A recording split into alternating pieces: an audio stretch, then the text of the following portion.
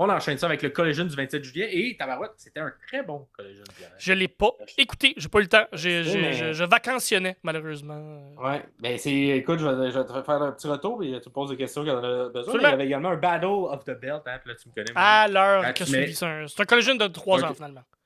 C'est ça, c'est un Collision de 3 heures, c'est pas deux shows, c'est un long show de 3 heures pour moi. On va commencer ça avec BCC, un match à 3 équipes avec BCC, qui c'était Wheeler Utah et Claudio. Top Flight, ainsi que Cage et Moriarty. Un bon match avec des belles séquences. Ça l'ouvrait bien le show. Là. Un classique tag team pour ouvrir, ça marche bien. Claudio, en ce moment, je sais pas qu'est-ce qu'il a mangé, qu'est-ce qu'il mange, là, mais il est excellent. Il a comme une joie de vivre quand il est sur le ring. Là. Ouais, Je le trouve très bon ces temps-ci. Il est un peu comme Randy Orton. On dit quand il aime ça, ce qu'il fait, on dit qu'il est meilleur. On dit Claudio, il est de même en ce moment. Il aime ce qu'il fait, puis il est dans un bon moment de sa vie. Fait que, il est le fun à regarder.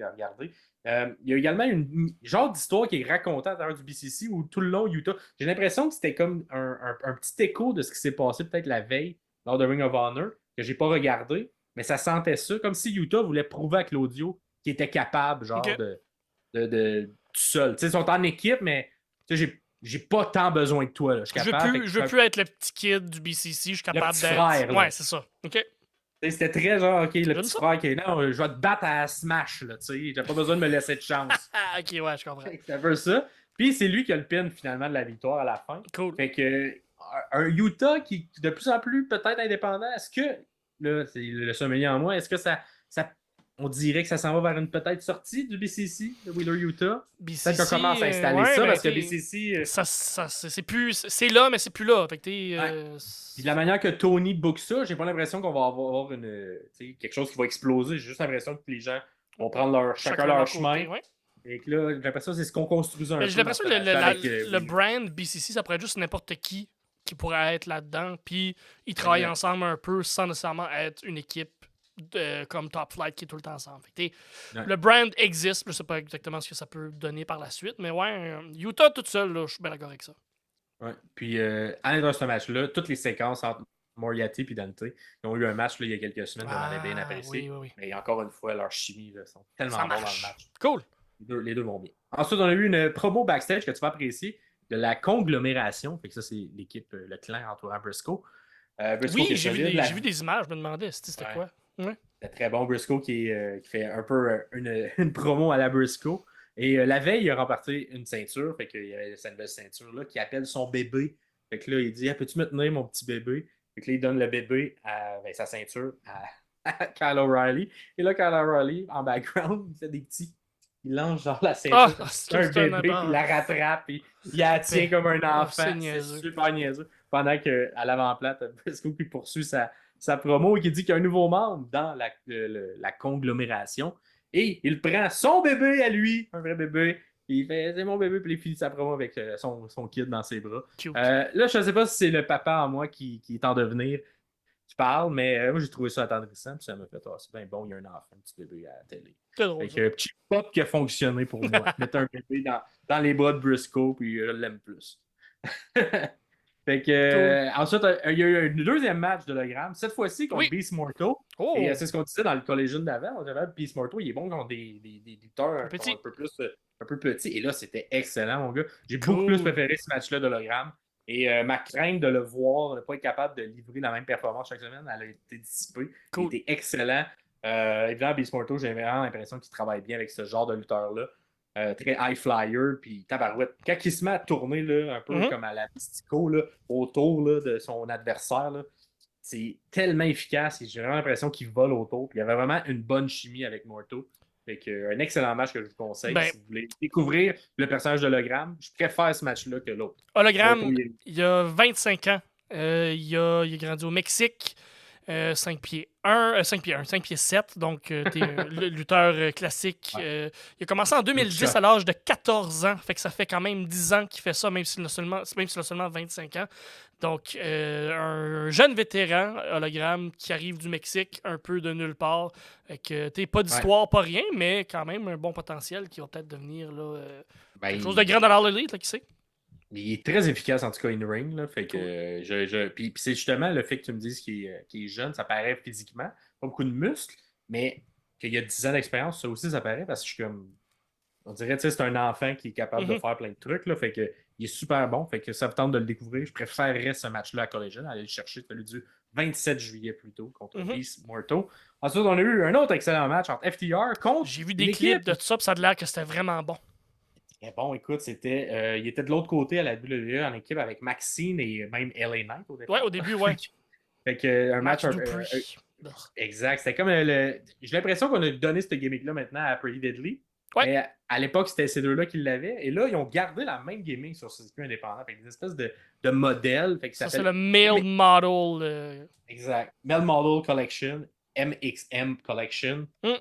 Un bon petit match. Et là, évidemment, FTR sont excellents. Oui. Mais c'est la première fois que je voyais ces deux lutteurs-là où tu leur donnes du temps. Tu les regardes lutter pour vrai, ils sont pas juste en comédie puis ils se font squasher. Là. Puis Tabarouette, il était efficace. Il était très bon. Je sais pas pourquoi la WWE a jamais osé les booker de cette manière-là. Parce qu'il était très, très bon. Puis même leurs mouvements de pause, ils ont comme tout le temps greffé un mouvement avant de faire leur pause. Ah, je comprends. Maintenant, ils frappent, puis là, ils font la pause après. Cool, genre. OK. Fait que ça fonctionne avec la gimmick qui est un peu, on s'entend, il faut que tu sois très dédié pour que cette gimmick-là fonctionne. Puis un peu comme Pretty Deadly le font, ils leur font super bien. Cool. Puis FTR aussi, en tout cas, c'est peut-être moi qui vois plus que de ce qu'on voit vraiment, mais je sentais une espèce de FTR qui ont souvent été comme rabaissés lorsqu'ils étaient à la WWE, qu'on leur a jamais donné vraiment la chance de shiner. Comme si, dans ce match-là, ils étaient comme, hey, vous aussi, vous avez eu le même traitement que nous. On va vous aider à shiner, peu importe la gimmick. Ouais. Exactement, puis on va vous faire un bon match, que tout le monde va bien paraître. Dans FTR gagne, mais Tabarouette, ils ont très bien paru. MXM Collection. Puis à la fin, tu as même FTR qui font leur petit move. Là, c'est genre, ils se font un petit tic comme ça, là, au lieu de poignée de main. Fait que FTR sort le petit doigt. C'est drôle, ça. En signe de respect. Fait que non, écoute, solide. Si jamais, je pense que présentement sur la Ring of Honor, mais s'ils montaient à la All Elite Wrestling, il y aurait de la place pour eux. En tout cas, il y a une belle petite équipe qui amène une couleur différente. Puis écoute, la WWE, je crois peut-être échapper parce que j'ai vraiment apprécié ce qu'ils m'ont donné, puis ils m'ont jamais donné ça de l'autre côté, la WWE. J'adore ça. Ensuite, on a eu un bon petit match pack contre Lio Rush. Je le mets dans les bons matchs, mais il m'a quand même déçu, ce match-là. Ah, OK. Je pense que mes attentes étaient très élevées. Ah, je comprends. Fait que tu sais, ça n'a pas comme descendu en bas de ce que je pensais, mais j'avais espoir que ça soit vraiment meilleur que ça. C'est quand même bon, mais pas aussi haut. Fait que peut-être que j'ai mis ma barre trop haute, fait que ça m'a déçu, mais c'est quand même un bon match, pour ça que je le nomme ici. Et finalement, là, on est rendu dans le Battle of the Belt. On a également Tony Storm contre Taya Valkyrie. Un bon petit match entre les deux. Également, on a teasé peut-être un changement de personnage à Tony Storm parce qu'à un moment, Taya lance ses lunettes à elle et Tony les met, ce qui rappelait un petit peu le personnage à l'époque de Tony Storm, qu'elle avait des lunettes et était plus une cool girl. Fait que, est-ce qu'on tease un changement de personnage? Je sais pas. Fait qu'elle a un petit peu lutté avec ça d'en face pendant le match. Tout dépendamment si elle perd la belt, oui, moi je verrais un changement de personnage. Je pense qu'on a. En même temps, ça marche bien, Timeless. Ouais, mais il faut s'en aller quand ça fonctionne, tu sais. Exact. Puis je pense que Timeless, en tout cas, on verra quand on aura toute la carrière de Tony Storm, mais Timeless a peut-être été la chose qui a rentré la confiance à l'intérieur de Tony Storm. Ben, c'est ça, de l'avoir, faire un nouveau personnage, mais avec cette drive-là, ça peut être intéressant. Ouais. Là. Fait que, à voir, mais la petite tease, j'ai pas eu ça. Puis j'étais comme, c'est vrai, on pourrait avoir une Tony Storm un peu différente. Et le match entre les deux, c'est deux vétérans, beaucoup d'années de carrière. Puis ils sortent un match très bon entre les deux. Ça vous tente de l'écouter à Battle of the Belt ou Collision. Fait que ça fait le tour du Collision du 27 juillet. Ça fait le tour de cet épisode qui revient sur 2 semaines de lutte. Dites-nous dans les commentaires s'il y a quelque chose qu'on a oublié, s'il y a quelque chose qu'on n'a pas vu, que vous, ça vous tente. Si vous voyez également des choses dans d'autres compagnies, un peu comme notre ami qui nous parle du GI et du Climax G1 en ce moment, ben, n'hésitez pas à nous le mettre dans le commentaire. Nous, on va aller faire des petites recherches, voir ces matchs-là et vous en parler dans les prochains épisodes. Ça nous fait tout le temps plaisir d'avoir ces échanges-là avec vous. On le répète souvent, mais c'est une communauté. C'est pas juste nous deux, c'est également vous tous, parce qu'on veut jaser, on veut avoir quelque chose en français, francophone, qu'on se parle tous, pas juste que des podcasts anglo, on veut des trucs qui sont plus francophones, puis qu'on puisse s'échanger sur l'art de la lutte, plutôt que les nouvelles ou le drama qu'il peut avoir. Donc, concentrons-nous sur le produit. Sur le produit, ce qu'on voit à la télé, ce qu'on nous apporte, ce qui est positif aussi. Oui, des fois, on a des commentaires plus négatifs, mais ça fait partie aussi de ça. Mais on essaie toujours de focusser sur le positif. Et fait que vous aussi, commentez, aidez-nous à voir le positif dans des choses que nous, on n'a peut-être pas vues. Hein. Plus on a d'yeux sur le produit, plus on est de gens qui commentent, plus on peut avoir un beau survol de tout ce qui se fait dans le monde de la lutte. Fait que merci. Vous pouvez nous suivre pas mal n'importe où, à l'audio, si vous nous écoutez à l'audio, mais sur n'importe quelle plateforme de balado. Parlez-en à vos amis, parlez-en à votre famille, parlez-en à des gens qui aiment la lutte ou des gens qui ont peut-être moins le temps d'écouter, qui écoutent plus la lutte parce qu'ils n'ont pas le temps. Écoutez notre podcast et après ça, vous pouvez être mieux aiguillé sur voir ou savoir quoi aller voir plutôt sur YouTube. Vous pouvez commenter directement en bas aussi si jamais vous nous écoutez à l'audio, mais c'est sur Facebook, sur Instagram que ça se passe, le party. Fait que, vous allez voir aussi, là,